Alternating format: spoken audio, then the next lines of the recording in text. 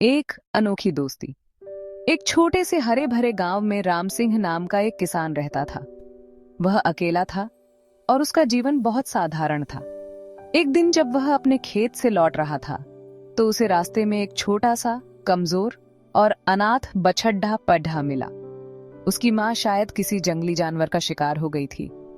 बछड्डा इतना नन्हा था कि ठीक से खड़ेढा भी नहीं हो पा रहा था।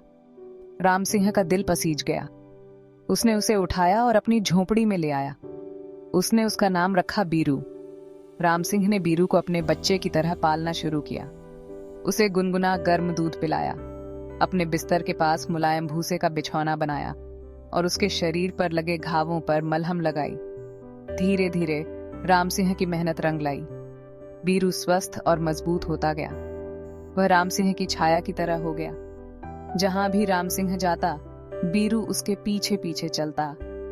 वह उसे खेत पर ले जाता, नहलाता और शाम को अपने पास बैठाकर अपने दिन भर के किस्से सुनाता।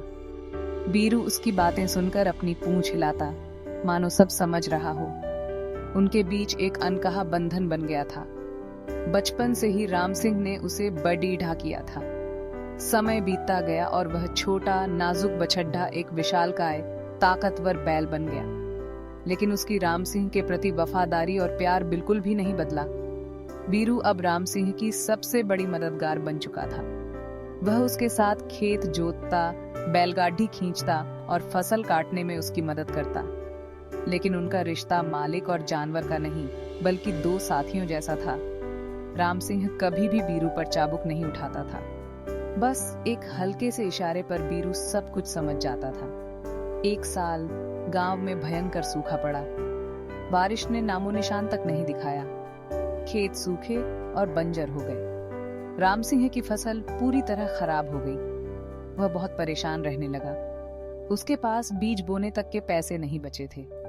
एक दिन एक सौदागर गांव में आया और उसकी नजर बीरू की शक्तिशाली काया पर पड़ी।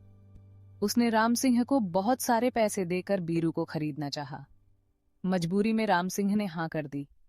अगले दिन सौदागर बीरू को लेने आने वाला था। उस रात राम सिंह की आंखों में नींद नहीं थी। उसने बीरू को थपथपाया और कहा, माफ करना दोस्त, मेरी मजबूरी है। बीरू ने अपने बड़े बड़े नम्र आंखों से उसे देखा, मानो सब कुछ समझ रहा हो। सुबह हुई और सौदागर आया। उसने बीरू की रस्सी पकड़ी और उसे खींचना शुरू किया। लेकिन बीरू ने एक कदम भी आगे नहीं बढ़ाया। वह जमीन में गड़ा रहा। उसकी आंखें राम सिंह की तरफ लगी थीं, जिसमें एक गहरा दर्द और सवाल था। सौदागर ने जोर से खींचा, लेकिन बीरू टस से मस नहीं हुआ। यह देखकर राम सिंह से नहीं रहा गया। उसकी आंखें भर आईं। उसने सौदागर के पैसे वापस कर दिए और कहा, माफ करना, ये मेरा दोस्त है, इसे मैं बेच नहीं सकता। चाहे कितनी भी मुश्किलें आ जाएं, हम मिलकर उनका सामना करेंगे। यह सुनते ही बीरू ने जोर से हुंकार भरी और अपना सिर राम सिंह के सीने से लगा दिया, मानो उसे धन्यवाद दे रहा हो। सौदागर हैरान होता हुआ वहां से चला गया।